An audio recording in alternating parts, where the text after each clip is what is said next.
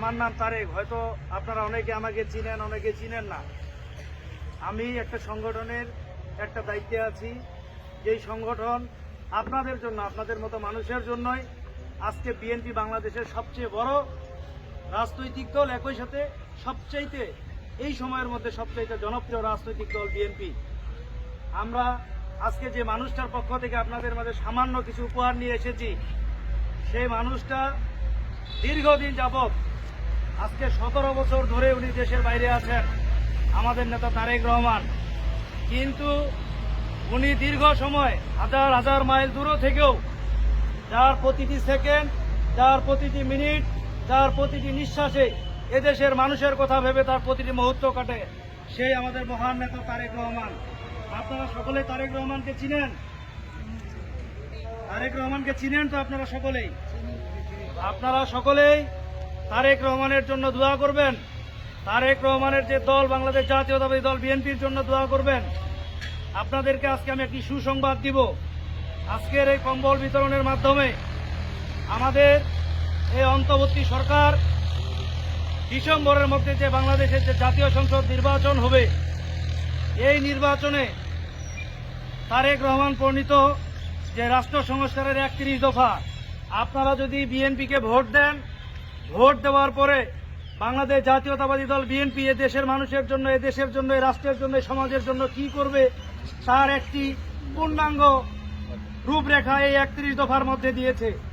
আজকে আপনারা যারা এখানে আছেন, আমি তাদের সকলের উদ্দেশ্যে বিনয়ের সাথে বলতে চাই, বিশেষ করে আমার মা বোনেরা যারা আছেন, আপনাদের জন্য সুসংবাদের বিষয় এইটি, আগামীতে যদি আপনাদের ভোট নিয়ে, এই জনগণের ম্যান্ডেট নিয়ে বাংলাদেশ জাতীয়তাবাদী দল বিএনপি রাষ্ট্র ক্ষমতায় যায়, সবচাইতে বেশি উপকৃত হবে আমাদের মা বোনেরা, আমাদের নারী সমাজ।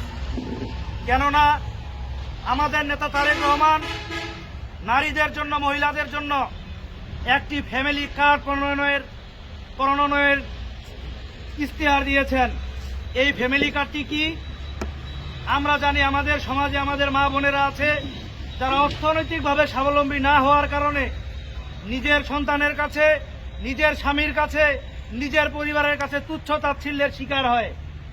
আমাদের নেতা তারেক রহমান সুদূর প্রসারী চিন্তা ভাবনার আলোকে আজকে আপনাদের জন্য যে ফ্যামিলি কার্ডের ব্যবস্থা করার নির্বাচনী ইশতেহারে ঘোষণা দিয়েছেন, এই ফ্যামিলি কার্ডের মাধ্যমে আপনারা মা বোনেরা আপনাদের এক মাসের একটি পরিবারের জন্য যত ধরনের খরচ প্রয়োজন, আপনারা প্রত্যেকটি খরচ এই ফ্যামিলি কার্ডের মাধ্যমে আপনারা সংগ্রহ করতে পারবেন। এবং আপনারা যদি চান এই ফ্যামিলি কার্ডের মাধ্যমে আপনারা কিছু আবার আপনাদের হাত খরচার জন্য, নিজের জন্য, নিজের ভবিষ্যতের জন্য সঞ্চয় করবেন, সেটাও আপনারা পারবেন। আমি সকলের প্রতি উদাত্ত আহ্বান জানাবো, আপনারা আজকে আমরা যে একটি ছোট্ট উপহার নিয়ে আপনাদের সাথে এসেছি, ইনশাল্লাহ আগামীতে আমরা জনগণের দল, আপনারা যদি আপনাদের মূল্যবান ভোট দিয়ে এই পঞ্চগড় 1 আসনের যে ধানের শীষ পাবে, ধানের শীষের প্রতীক পাবে, ধানের শীষের কান্ডারিকে আপনারা যদি বিপুল সংখ্যক ভোট দিয়ে আপনারা ওই পার্লামেন্টে নিয়ে যান, আমি আজকে আপনাদের এলাকার সন্তান হিসেবে আমি আপনাদের কাছে এখানে কথা দিচ্ছি, আপনাদেরকে কোনো এমপির কাছে, কোনো মন্ত্রীর কাছে, কোনো মেম্বারের কাছে, কোনো মেয়রের কাছে যাইতে হবে না। আমি ডাইরেক্ট কথা দিয়ে যাচ্ছি, আপনাদের যে কোনো বিপদ আপদ, আপনাদের যে কোনো সমস্যা, ইনশাল্লাহ আমি আমার জীবনে সর্বোচ্চটুকু দিয়ে আপনাদের পাশে থাকবো। এটা আজকে আমি এখানে ওপেন অঙ্গীকার করতেছি আপনাদের সামনে। আমি আমার বক্তব্য বাড়াবো না।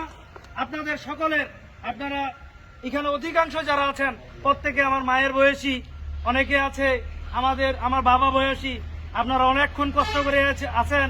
এই জন্য আমাদের যদি একটু কষ্ট হয়ে থাকে, ভুল ত্রুটি হয়ে থাকে, ক্ষমাসুলভ দৃষ্টিতে দেখবেন।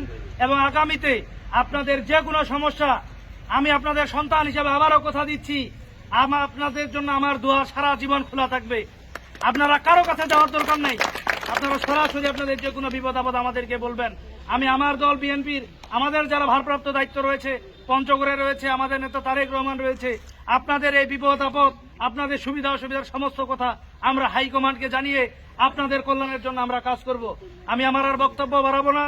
আমার এই বক্তব্য শেষ পর্যায়ে আজকে আমাদের মাঝে এখন উপস্থিত হলেন পঞ্চগড় জেলা ছাত্র দলের বিপ্লবী সাংগঠনিক সম্পাদক, বারবার কারা নির্যাতিত নেতা, রাজপথের সাহসী ছাত্র নেতা, পঞ্চগড় জেলা ছাত্র দলকে শক্তিশালী করার জন্য যে মানুষটি দিনরাত পরিশ্রম করে যাচ্ছে, আমার প্রিয় বন্ধু, প্রিয় সহযোদ্ধা মোহাম্মদ জুয়েল রানা।